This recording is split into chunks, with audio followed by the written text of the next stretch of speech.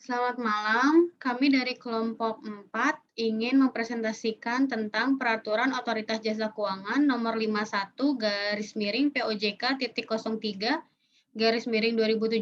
tentang penerapan keuangan berkelanjutan bagi lembaga jasa keuangan, emiten, dan perusahaan publik.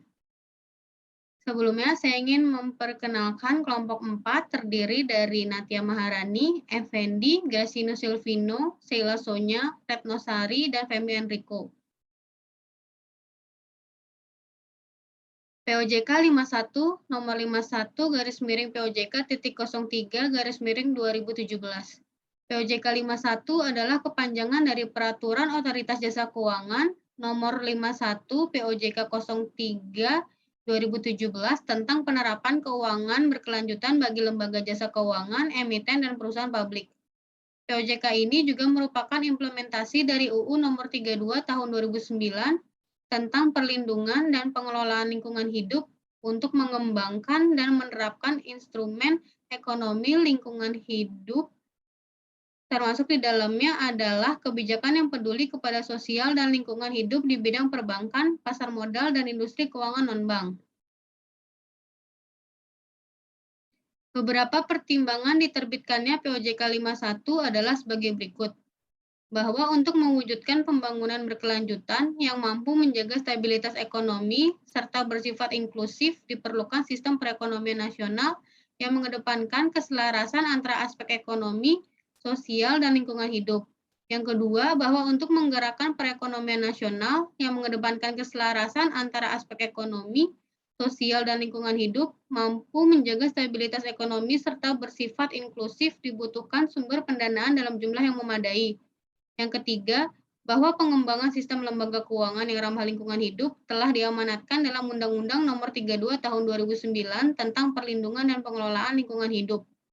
Yang keempat, bahwa roadmap keuangan berkelanjutan di Indonesia yang telah diterbitkan oleh Otoritas Jasa Keuangan perlu ditindaklanjuti dengan peraturan yang spesifik dan mengikat untuk seluruh lembaga jasa keuangan, emiten, dan perusahaan publik. Selanjutnya akan dijelaskan oleh Mbak Femi. Pembangunan berkelanjutan. Menurut POJK 51 nomor 51 POJK.03-2017, pembangunan berkelanjutan dapat diartikan sebagai upaya sadar dan terencana yang memadukan aspek ekonomi, sosial, dan lingkungan hidup ke dalam strategi pembangunan untuk menjamin keutuhan lingkungan hidup serta keselamatan, kemampuan, kesejahteraan, dan mutu hidup generasi masa kini dan generasi masa depan. Untuk mewujudkan perekonomian nasional yang tumbuh secara stabil, inklusif, dan berkelanjutan dengan tujuan akhir memberikan kesejahteraan ekonomi dan sosial kepada seluruh rakyat, serta melindungi dan mengelola lingkungan hidup secara bijaksana di Indonesia. Proses pembangunan ekonomi harus mengedepankan keselarasan aspek ekonomi, sosial, dan lingkungan hidup. Hal ini karena penyelenggaraan pembangunan yang hanya menargetkan pertumbuhan ekonomi akan menyebabkan kesenjangan sosial dan penurunan kualitas lingkungan hidup dengan segala implikasinya. Dalam mencapai perekonomian nasional yang tumbuh secara stabil, inklusif, dan berkelanjutan tersebut, diperlukan dukungan dari sistem keuangan yang dapat mencegah terjadinya praktik pendanaan atau investasi pada kegiatan usaha yang menggunakan sumber daya secara berlebihan, dapat meningkatkan kesenjangan sosial dan mengakibatkan kerusakan lingkungan hidup.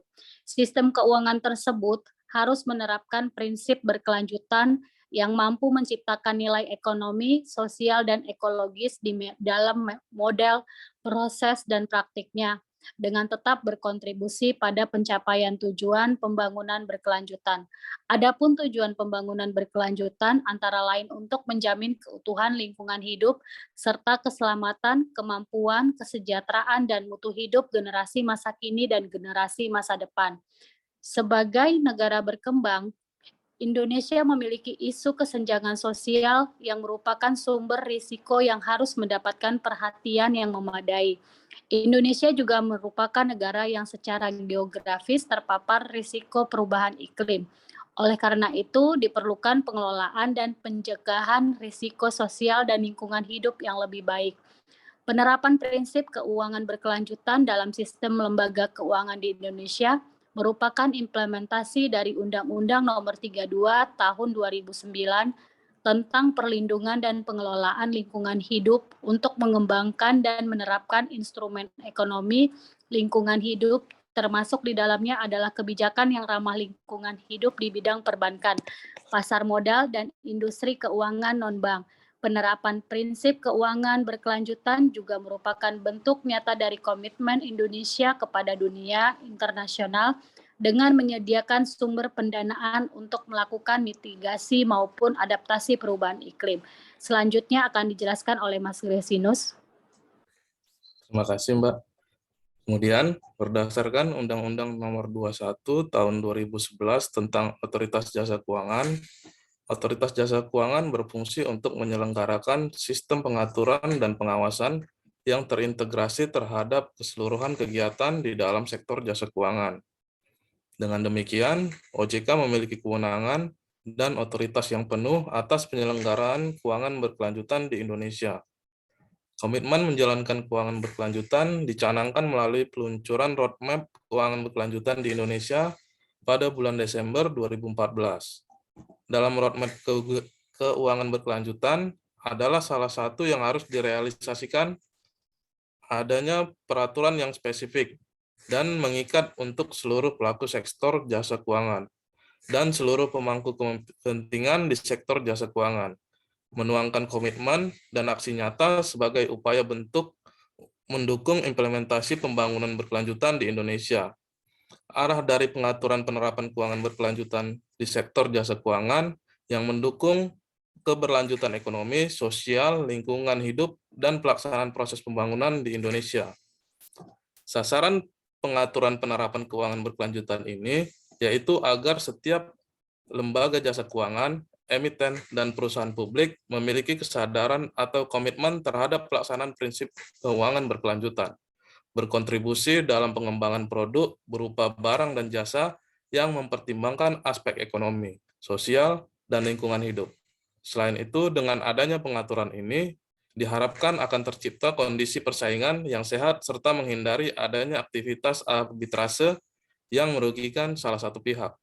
Adapun tujuan penerapan keuangan berkelanjutan yaitu menyediakan sumber pendanaan yang dibutuhkan untuk mencapai tujuan pembangunan berkelanjutan dan pendanaan terkait perubahan iklim dalam jumlah yang memadai. Kemudian meningkatkan daya tahan dan daya saing lembaga jasa keuangan, emiten, dan perusahaan publik melalui pengelolaan risiko sosial dan lingkungan hidup yang lebih baik dengan cara mengembangkan produk dan atau jasa keuangan yang menerapkan prinsip keuangan berkelanjutan, sehingga mampu berkontribusi positif pada stabilitas sistem keuangan. Kemudian, mengurangi kesenjangan sosial, mengurangi dan mencegah kerusakan lingkungan hidup, menjaga keanekaragaman hayati, dan mendorong efisiensi pemanfaatan energi dan sumber daya alam. Lalu, mengembangkan produk dan atau jasa keuangan yang menerapkan prinsip keuangan berkelanjutan. Kemudian akan dijelaskan oleh Mbak Retno. Terima kasih Mas Grace. Lembaga atau perusahaan yang terkena pengaturan POJK 51 nomor 51 garing POJK 03 dari 2017. Yang pertama, lembaga jasa keuangan. Contohnya BRI, Mandiri, BNI, pasar modal, dan dana pensiun. Yang kedua, lembaga jasa keuangan lainnya, lembaga penjaminan, BPJS, lembaga pembiayaan ekspor Indonesia, dan lain-lain. Yang ketiga, emiten, contohnya Astra International Tbk, BNI Persero Tbk, dan lain-lain. Yang keempat, perusahaan publik, contohnya PT Telekomunikasi Indonesia Tbk, PT Garuda Indonesia Tbk, dan lain-lain. Next. Definisi lembaga jasa keuangan dan lembaga keuangan lainnya. Menurut POJK 51 nomor 51 garis miring POJK 03 garis miring 2017, lembaga jasa keuangan adalah lembaga yang melaksanakan kegiatan di sektor perbankan, pasar modal, asuransi, dana pensiun, lembaga pembiayaan, dan lembaga jasa keuangan lainnya. Sedangkan lembaga jasa keuangan lainnya adalah lembaga penjaminan, lembaga pembiayaan ekspor Indonesia, perusahaan pembiayaan sekunder perumahan, BPJS, sebagaimana dimaksud dalam ketentuan peraturan perundang-undangan.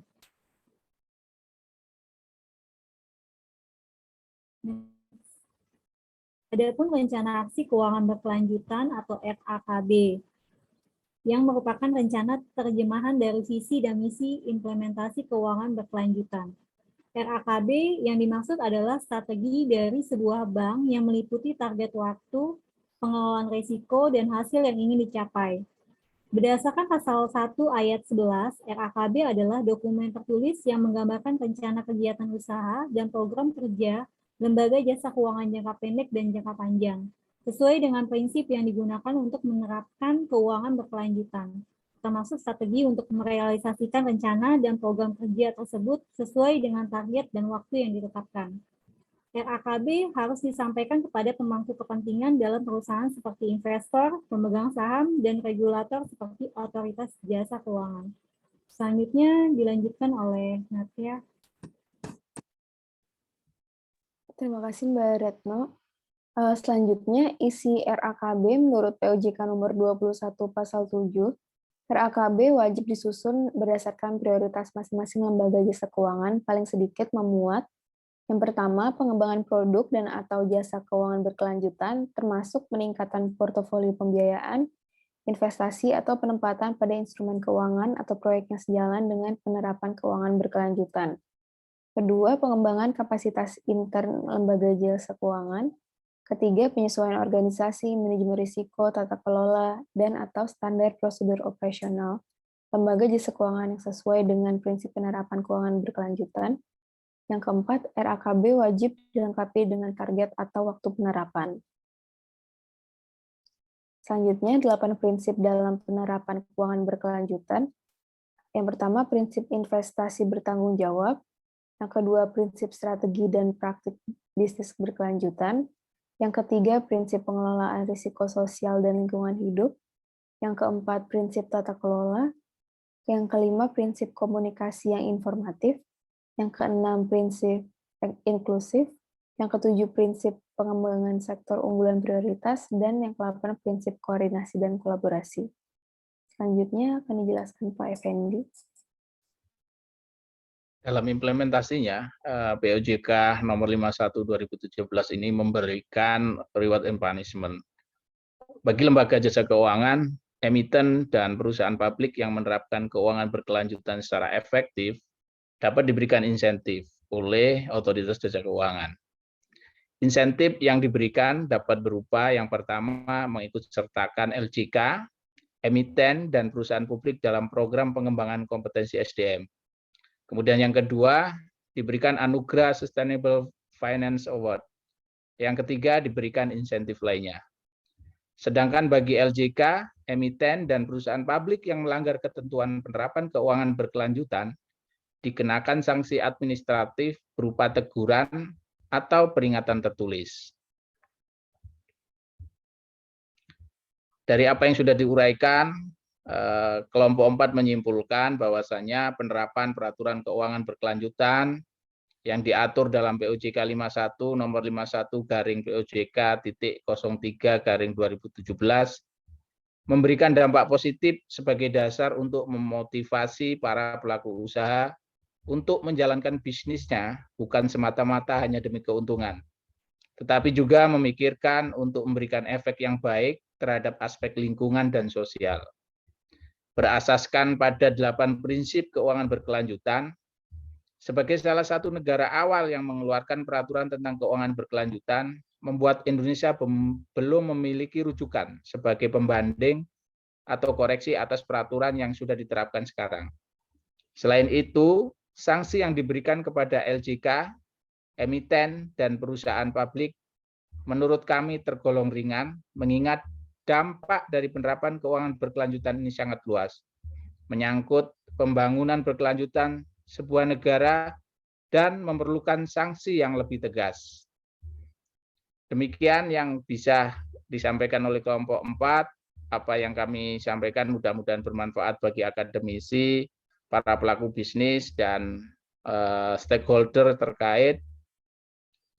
Terima kasih, selamat malam, dan saya kembalikan kepada Mbak Sonia.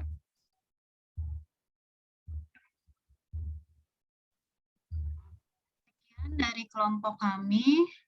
Terima kasih atas perhatiannya.